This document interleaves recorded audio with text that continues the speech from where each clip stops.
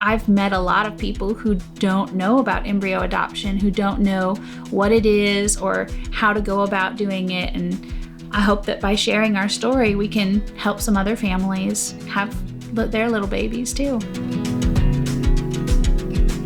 We're Matthew and Heather Reynolds, and normally I'm on the other side of the camera, setting up all these lights and audio equipment and everything like that. But today we get to tell our story of how we got involved with embryo adoption.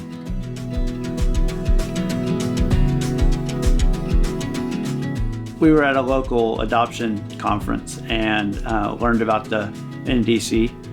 And since we do video production, we wanted to start getting involved with them. And so started talking with the NDC and was able to do a testimonial, film a testimonial about a couple that had adopted through the NDC. And really that video gained a lot of traction and really shed light on the NDC and really helped them out. And so that kind of opened the door, and we started talking more about doing more work and trying to raise more awareness about embryo adoption. One summer, Matthew was like, I want you to pray about it this summer. I feel like God's calling us to adopt.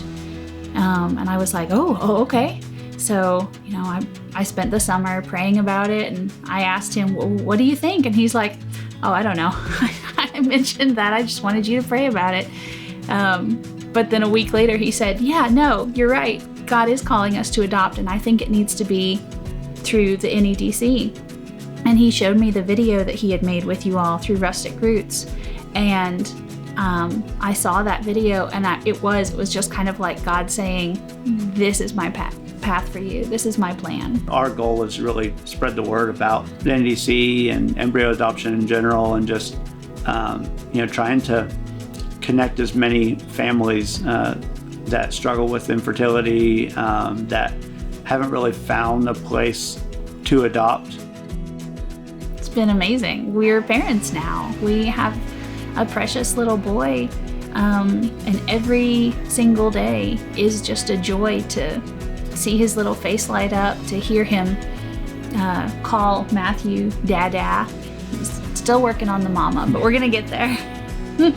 To see him reach for me, and I've always been a babysitter, worked with kids, and seen kids be happy around me, but really just want their mom. And this time when I see him being unhappy, he really just wants his mom, and it's me. When we adopted Jameson, he was one of 5 embryos that were full siblings. And when through the process of adopting him, we did lose 2 of those embryos, which was really sad. But we know that there are 2 of them left that are still frozen and that are waiting. And we had actually thought about waiting until Jameson was a little older and then maybe going back to get those 2. But I think there's just something on both our hearts knowing that they're sitting there waiting and frozen. We're like, we can't leave our babies there. So we're in the process of going back to get the other 2. And hopefully sometime this year, Jameson will have a little sibling or 2 little siblings.